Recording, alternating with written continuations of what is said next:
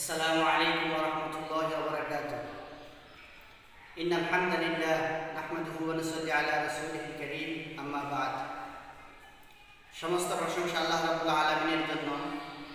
দরুদ ও সালাম পেশ করছি সিরাজা মুনিরা মুহাম্মদ আরবি সাল্লাল্লাহু আলাইহি ওয়াসাল্লামের উপর, তার পরিবার বর্গের উপর। বন্ধুগণ, আজকে আমি আপনাদেরকে জানাইব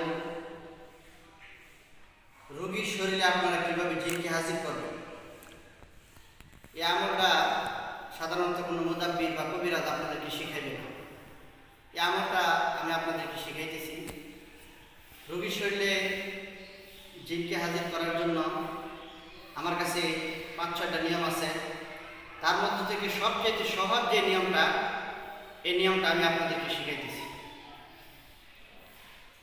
তো আপনারা খেয়াল করবেন, যে সমস্ত জিন রোগীর শরীরে একবার আসে আবার চলে যায়, রোগীকে দেখা গেছে অনেক সময় কষ্ট দেয়, কষ্ট দেওয়া জিনটা চলে যায়, আবার মাঝে মধ্যে আসে আবার চলে যায়, ওই জিনগুলিকে আপনারা যদি রোগীর শরীরে হাজির করতে চান, তাহলে আমি যে নিয়মটা বলতেছি এই নিয়মে আপনারা অবশ্যই রোগীর শরীরে জিনকে হাজির করতে পারবেন। তো আমি নিয়মটা আপনাদেরকে শিখাইতেছি। তো সর্বপ্রথম আপনারা জাফরান কালি নেবেন।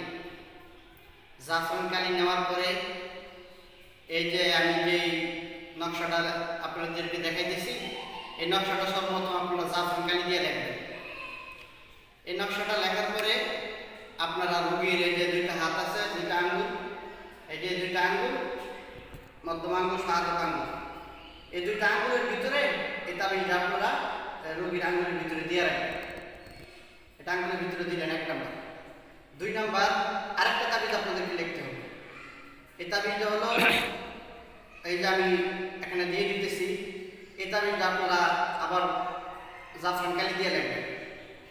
এই কালিটা, এই জাফরান কালি দেওয়া এই তাবিজটা লেখার পরে এটা আপনার রোগীর মাথার মধ্যে যে চুল থাকবে, সেই চুলের মধ্যে আপনারা এই তাবিজটা বেঁধে দিবেন। আর রোগীর মাথার মধ্যে চুল যদি ছোট থাকে, তাহলে একটা টাকা দিয়ে তখন আপনার মাথার সাথে বেঁধে দিবেন, কোনো সমস্যা নেই। বাঁধার পরে আপনাদেরকে যে কাজটা করতে হবে, রোগীকে এই যে তাবিজটা হাতের মধ্যে দিচ্ছেন, এটা হাতের মধ্যে দিয়া মাথার মধ্যে এটা দিয়া আপনারা রোগীকে বলবেন সে আসন দিয়ে বসাবেন। আসন দিয়ে বসায় রোগীর হাতটা বলবেন উপরে তোলার জন্য। হাতটা উপরে তুলে সে চক্ষু বন্ধ করে শুধু বসে থাকবে। চক্ষু বন্ধ করে বসে থাকার পরে আপনি কিছু কিছু আয়াত তেলাওয়াত করতে থাকবেন। আয়াতগুলি হলো ইন্নাহু মিন সুলাইমান ওয়া ইন্নাহু বিসমিল্লাহির রহমানির রহিম, আল্লাহ তাআলা আলাইয়া ওয়া তুনি মুসলিমিন। এটা ৩ বার করে রোগীর শরীরে ফুঁ দিবেন। তারপরে ইয়া মাশাআল জিন্নি ওয়াল ইনসি ইসতাতাতুম আন তানফুযু মিন আকতারিস সামাওয়াতি ওয়াল আরদ ফানফুযু লা তানফুযুনা ইল্লা বিসুলতান ফাবিআইয়ি আলাই রাব্বিকুমা তুকাযিবান ইরসালু আলাইকুমা শুওয়াযুম মিন নার ওয়া নুহাসুন ফালা তানতাসিরুন ফাবিআইয়ি আলাই রাব্বিকুমা তুকাযিবান। এটা বলবেন।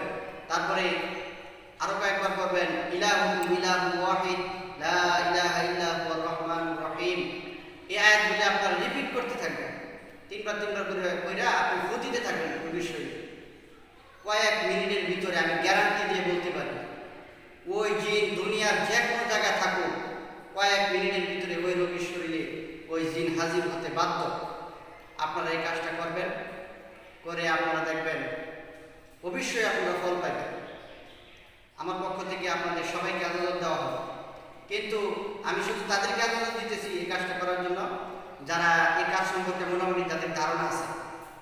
কারণ দেখা গেছে আপনি এভাবে জিনকে রোগীর শরীরে হাজির করবেন, হাজির করার পরে আপনি জিনকে ছোটাইতে পারেন না, নিয়ম জানেন না, তখন দেখা গেছে আপনার অনেক সমস্যা হয়ে যাবে। এই জন্য যারা এই সম্পর্কে মোটামুটি অভিজ্ঞতা অর্জন করেছে, তারা এভাবে আপনার রোগীর শরীরে জিনকে হাজির করতে পারবেন। আপনাদের সবার জন্য আদালত রইল। আর জিন জাদু এগুলি সম্পর্কে জানার জন্য আমার চ্যানেলটাকে সবাই সাবস্ক্রাইব করে রাখবেন। সুন্দর সুন্দর ভিডিও, সুন্দর সুন্দর জিনিস যেগুলি মানুষ আপনাদেরকে জানে না, এই বিষয়গুলি আমি আপনাদেরকে জানাবো ইনশাআল্লাহ। আমার জন্য সবাই দোয়া করবেন। আর আমার চ্যানেলটা সত্যের উপর প্রতিষ্ঠিত, আমার কাছ থেকে সত্য জিনিসগুলো আপনারা পাইবেন। এর জন্য আমাকে ভালোবেসে আমার চ্যানেলটাকে সবাই সাবস্ক্রাইব করে রাখবেন। আসসালামু আলাইকুম ওয়া রাহমাতুল্লাহ।